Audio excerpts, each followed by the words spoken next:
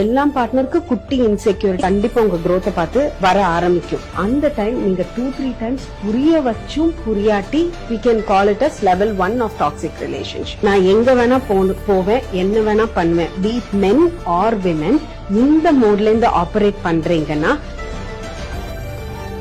அவங்க தான் எல்லாமே நினைக்கிறது. Relationship is like one chapter of your life. அந்த சாப்டரை கரெக்டா எழுதுறோம்னு சொல்லிட்டு எல்லா சாப்டரையும் டேமேஜ் பண்ண ஆரம்பிச்சிட்டாங்க. காசே தேவையில்ல, பணமே தேவையில்ல, நல்ல மனசு இருந்தா போதும்ன்றது பெரிய போய். சைக்காலஜிஸ்ட் அப்படின்னு பார்க்கும்பொழுதே ரீசெண்டா ஒரு மூவி இருகப்பற்று அப்படின்னு சொல்லிட்டு அந்த மூவில வரக்கூடிய சேம் அந்த ஹீரோயின் கேரக்டர் சைக்காலஜிஸ்ட் இருக்காங்க இல்லையா? உங்களோட லைஃப்ல நீங்க அப்படிதான் இருப்பீங்களா? கண்டிப்பா இல்ல, because it is between two human beings. ஓகேங்களா? அப்படி இருக்கும்போது என்னோட இன்செக்யூரிட்டிஸும் என்னோட பார்ட்னரோட இன்செக்யூரிட்டிஸும் வெளியே வரதான் செய்யும். நீங்க என்னதான் படிச்சிருந்தாலும் என்னதான் பிராக்டிஸ் பண்ணியிருந்தாலும் வர ஆரம்பிக்கும். எந்த அளவுக்கு ஹெல்தியா நம்ம ஹேண்டில் பண்ண தெரியுது. See, sometimes when the partner goes up and starts talking a lot, நம்ம எந்த அளவுக்கு குவைட்டா இருந்து கொஞ்ச நேரம் எடுத்து புரிய வைக்கிறோமோ, that is what is a major change.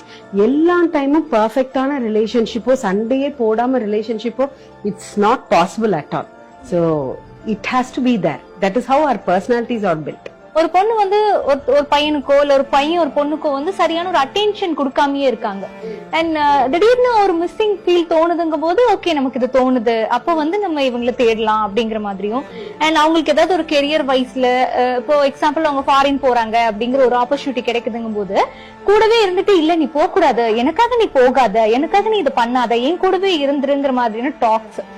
இது என்ன மென்டாலிட்டி? இது ஒருத்தங்களை நம்மளை விட்டு விலகி போகும்போது எனக்குள்ள இருக்கிற லோன்லினஸ், என்னையே என்னால பாத்துக்க முடியாத அந்த பயம், பதட்டம் தான் லீட்ஸ் டு பொசசிவ்னஸ். கிட்டத்தட்ட நீங்க சொல்றது high level of possessiveness.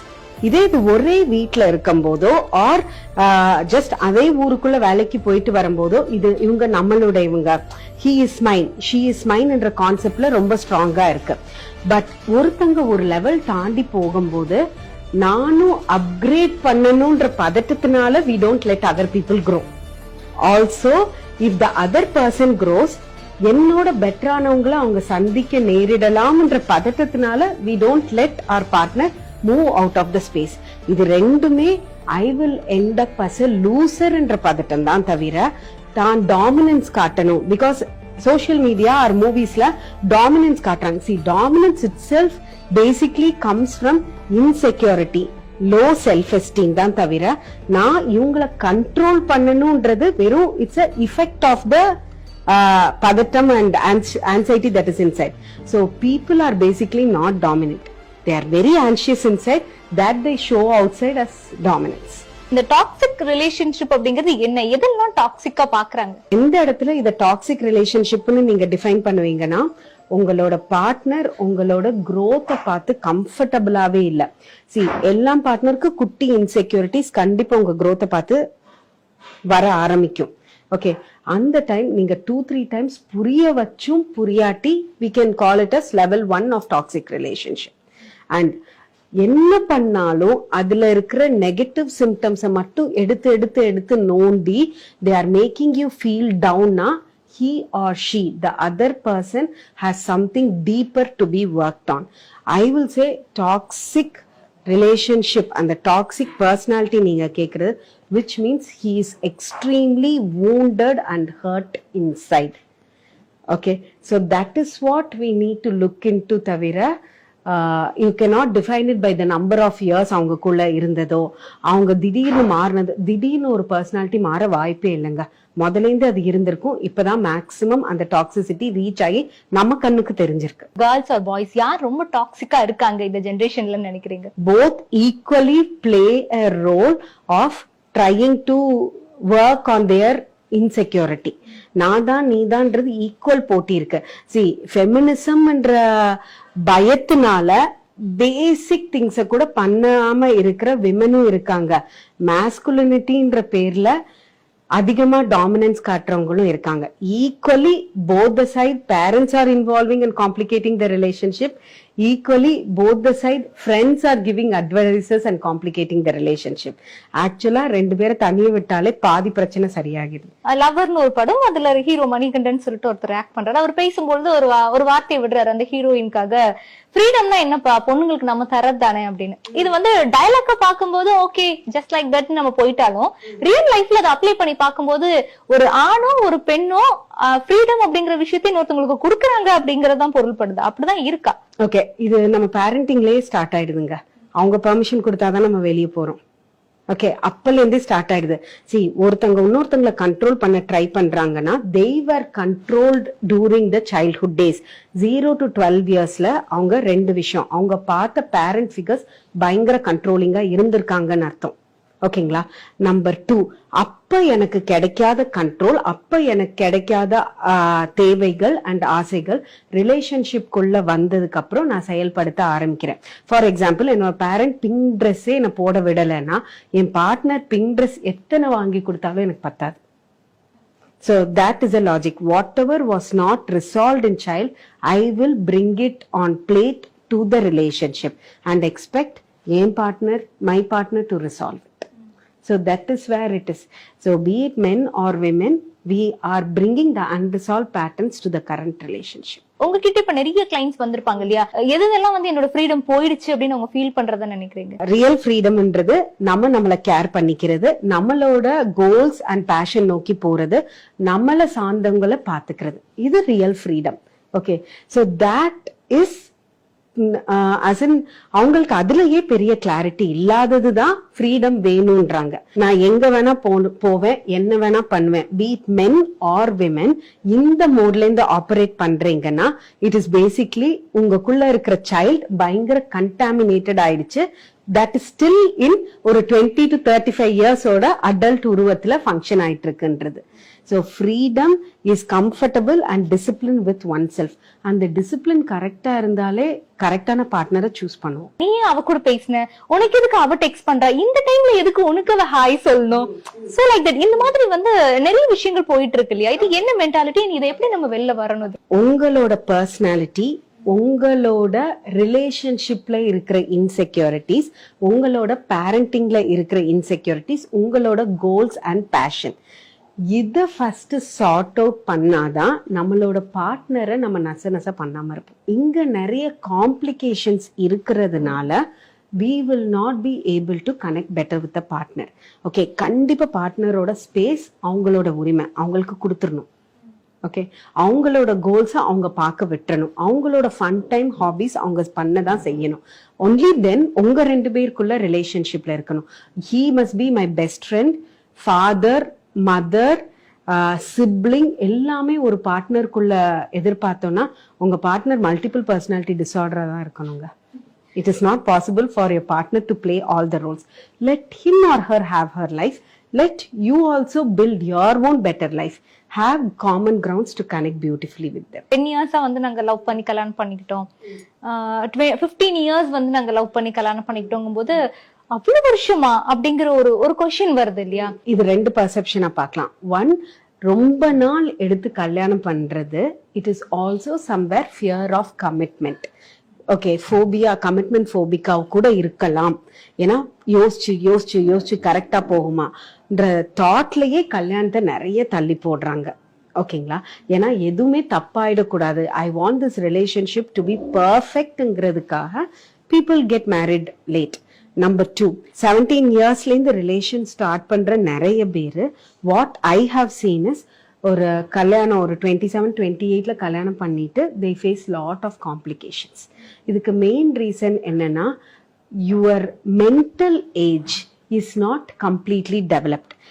At least 24 to 26 years ஆகும் நம்ம ஃப்ரண்டல் லோப், அதாவது திங்கிங் பார்ட் ப்ராப்பரா டெவலப் ஆகும். அது வரைக்கும் I have always thought, please wait till 24, 26 years and then process. Till then you have great time to build yourself. Okay, inga first step of success relationshipல ஜெயிக்கிறது நினைக்கிறது தான் complication. First step of success is to respect and build yourself. அதை ப்ராப்பரா focus பண்ணா relationship is easy. உங்ககிட்ட நிறைய வந்து clients வருவாங்க இல்லையா, அவங்க மேஜரா சொல்லக்கூடிய பிரச்சனை அப்படின்னா என்னவா இருக்கு? First, people are trying too much to form a perfect relationship. ஓகேங்களா? ஒவ்வொரு விஷயத்தையும் ஓவர் எக்ஸ்பிளைன் பண்ணி, ஒரு சின்ன விஷயம் இருக்கும், ஓகே அவங்க சமைச்சு வச்சிருப்பாங்க, இன்னைக்கு இவங்க லேட்டா ஃப்ரெண்ட்ஸோட முடிச்சுட்டு வந்திருப்பாங்க, அதுக்கு எனக்கே இம்பார்ட்டன்ஸ் கொடுக்கல, மெசேஜ் பண்ணல. 7th 8th டைம்னா நம்ம கண்டிப்பா அதை கொஸ்டின் பண்ணணும், எக்ஸ்பிளனேஷன் கேட்கணும், இதெல்லாம் கரெக்ட். ஒவ்வொரு சிச்சுவேஷனை கரெக்ட் பண்றோம்னு சொல்லிட்டு பெரிய லெக்சர் கொடுத்து people are complicating the relationship. ஓகேங்களா? அவங்க தான் எல்லாமே நினைக்கிறது. Relationship is like a one chapter of your life. அந்த சாப்டரை கரெக்டா எழுதுறோம்னு சொல்லிட்டு எல்லா சாப்டரையும் டேமேஜ் பண்ண ஆரம்பிச்சிட்டாங்க. let the other person be. You also take care of yourself. ஒவ்வொரு விஷயத்துக்கும் அவங்கள ஜட்ஜ் பண்ண ஆரம்பிச்சிட்டாங்க. இது பண்றானா இவன் இப்படி, இது பண்றாளா இவ இப்படிப்பட்ட character. we are trying to put people inside category boxes போட ஆரம்பிச்சு, ஸோ இதை சரி பண்ணும், அதை சரி பண்ணும், அவங்கள பெட்டர் ஆக்குறேன், இவங்கள பெட்டர் ஆக்குறேன்னு சொல்லிட்டு மாத்தி மாத்தி குழப்பிக்கிறாங்க. That is the main thing I see when people come for counseling. So அவங்களாவே ஏத்துக்கிற மனப்பக்குவமே இல்லாம இருக்கு நீங்க இப்ப பார்க்கக்கூடிய தருணத்துல இல்ல. அவங்களாவே கொஞ்சம் விட்டுட்டோம் நாங்க, they will work on themselvesங்க. I always say relationship ஒரு கண்ணாடி மாதிரி, நம்ம என்ன கொடுக்குறோமோ அதான் கிடைக்கும். ஒரு 5 years 6 years ஒரு ரிலேஷன்ஷிப்ல இருக்காங்க, ஒரு லவ் லைஃப்ல போயிட்டு இருக்காங்க.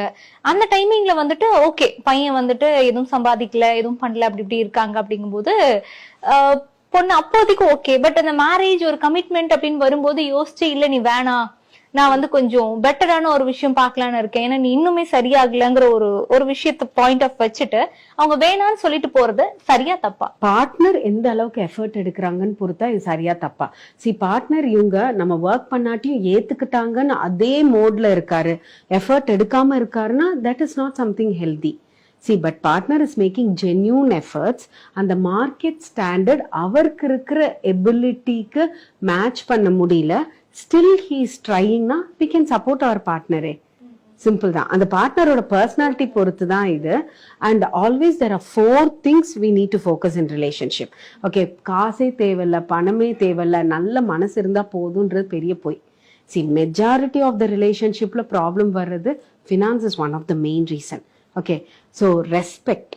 என்ன ஒரு ஹியூமன் பீயிங்கா இருக்காங்க, நமக்கு பிடிக்காட்டியும் be respectful when you talk to your partner. That clears up பாதி பிரச்சனை. Okay, number 2, little special care. நம்ம பேரண்ட்ஸை ட்ரீட் பண்றது தாண்டி ஒரு little extra attention and care. That is because your partner will expect it and your children are வாட்சிங் that and growing up. So that is something very important. And number 3, finance. Finance is important to build a better relationship. Money matters there. Okay, and number 4, commitment. Okay, அவங்களுக்காக ஒரு 15 minutes per day spend பண்ணாலே problem will get lesser. Commitment அப்படிங்கறதுல முடிச்சிங்க. லைஃப்ல வந்து கமிட்மெண்ட்னு ஓடிக்கிட்டே இருக்கும் அப்படின்னு சொல்லி அதுவே ஒரு பெரிய இஷ்யூவா எடுத்துக்கக்கூடிய மனநிலையில இன்னைக்கு பீப்புள்ஸ் இருக்காங்கன்னு நினைக்கிறீங்களா? கமிட்மெண்ட்டுக்கு ஏன் பயப்படுறோம்னா, என்னால அதை சமாளிக்க முடியாதுன்ற பயம்தான். ஓகே, ஸோ இங்க learning mindset plays a very important role. என்ன வந்தாலும் என்னால முடியுன்ற மைண்ட் செட் ஒர்க் பண்ண ஆரம்பிச்சாலே கமிட்மெண்ட்டை நோக்கி பயம் வராது. ரொம்ப ஈஸியா டயர்ட் ஆயிடுறோம். 15 வயசு 16 வயசுல டயர்ட் ஆயிடுறாங்க. 22 வயசுலயே இதை பண்ணணுமான்றது டயர்ட் ஆயிடுறாங்க. தட்ஸ் பிகாஸ் நம்மளோட மைண்ட் பாத்தீங்கன்னா எவ்ரிடே 34 GB ஆஃப் டேட்டா தான் ஸ்டோர் பண்ண முடியும். அதுல தேவையில்லாத விஷயம் நிறைய ஆக்குபை பண்றதுனால the mind is getting exhausted. ரிலேஷன்ஷிப்குள்ள வந்துட்டு பிரேக்கப்க்கு உங்ககிட்ட வரக்கூடிய கிளைண்ட்ஸ் வந்து என்ன மாதிரியான ரீசன்ஸ் எல்லாம் சொல்றாங்க? இந்த காரணம் எல்லாம் வந்து எனக்கு பிடிக்கல, அதனால நான் பிரேக்கப் பண்ணிக்கிட்டேன் அப்படின்னு அவங்க லிஸ்ட் அவுட் பண்றது எதெல்லாம்? Attention, infidelity as in cheating. Okay, இவங்கள்ட்டையும் பேசிட்டு இருக்கும்போது மற்றவங்கள்ட்டையும் பேசிட்டு இருக்கிறது. அண்ட் அதர் திங், ரிலேஷன்ஷிப் ரொம்ப இயர்லியா ஸ்டார்ட் ஆயிருக்கும். 15-16 வயசுல, 25 வயசு வரும்போது தான் ஓகே நம்ம தப்பான ரிலேஷன்ஷிப்ல இருக்கோன்றதே புரிய ஆரம்பிக்குது. Okay, so these are the things, 3 main reasons what I have seen. Relationship வந்து நல்ல ஒரு ஸ்ட்ராங்கா ஹெல்தியான ஒரு ரிலேஷன்ஷிப்பை பில்ட் பண்ணணும்னா என்ன ஒரு டிப் நீங்க கொடுப்பீங்க? Don't expect your partner to be therapistங்க. That's the main thing. See, your partner is not here to fix you. Your partner is there to live their life. Okay, it's our responsibility to fix ourselves. நீங்க பெட்டரானீங்கன்னா ஆட்டோமேட்டிக்கா இந்த ரிலேஷன்ஷிப்பை எப்படி கொண்டு போகணும்னு தெரியும். It is always N partner சரியில்லைன்னு தாண்டி நம்மள்ட்ட ஒரு 30-40% ஆச்சும் தப்பு இருக்குன்றது கண்டிப்பா நம்ம உணரணும். Nobody is 100% toxic. அந்த லைஃப வந்து நம்ம ஸ்டார்ட் பண்ணி இப்படி போயிட்டு இருக்கும்போது ஏதாவது ஒரு இடத்துல நம்ம வந்து இவங்களுக்கு கரெக்டா மேட்சான ஒரு பார்ட்னரா இல்லையோ அப்படிங்கிற ஒரு காம்ப்ளெக்ஸ் வந்துருது இல்லையா? அதுக்கு என்ன காரணமா இருக்கு? லவ் பண்ண ஸ்டார்ட் பண்ணும்போதும் சரி, கல்யாணம் ஆன உடனே சரி, அவங்க வந்து நார்மல் பர்சனா தெரிஞ்சிருப்பாங்க. ஒரு பார்ட்னர் வளர வளர வளர ஆல்ரெடி நான் சொன்ன மாதிரி என்னால அவரோட ஸ்டேட்டஸ்க்கோ இல்ல அவங்களோட ஸ்டேட்டஸ்க்கோ மேட்ச் பண்ண முடியலன்றப்ப காம்ப்ளெக்ஸ் வந்துடும். அகெயின் காம்ப்ளெக்ஸ் வந்து திடீர்னு 20 வயசுலயும் 30 வயசுலயும் வராது. சைல்ட்ஹுட்ல ஆல்ரெடி கீழே லேயர்ல சப்கான்சியஸ் லேயர்ல இருக்கிறது it comes out in adulthood stage. That is when severe cases ஆகும். தவிர complex inferiority complex feeling of inferiority is natural in any human being. Okay, எல்லாத்துக்குள்ளேயும் ஃபீலிங் ஆஃப் இன்ஃபீரியாரிட்டி இருக்கதான் செய்யும். எப்ப ட்ரிகர் ஆகி வெடிக்கும்னா அது சின்ன வயசுல இருந்தே பில்டப் பண்ணி நம்மளை மதிக்காம நம்ம ஃப்ரெண்ட்ஸ் நம்மள்ட்ட நமக்கு இம்பார்ட்டன்ஸ் தராம மத்தவங்கள்ட்ட இம்பார்ட்டன்ஸ் தந்து அது பில்டப் ஆகி பார்ட்னர் சின்னதா பண்ணா கூட பெருசா வெடிச்சிடும்.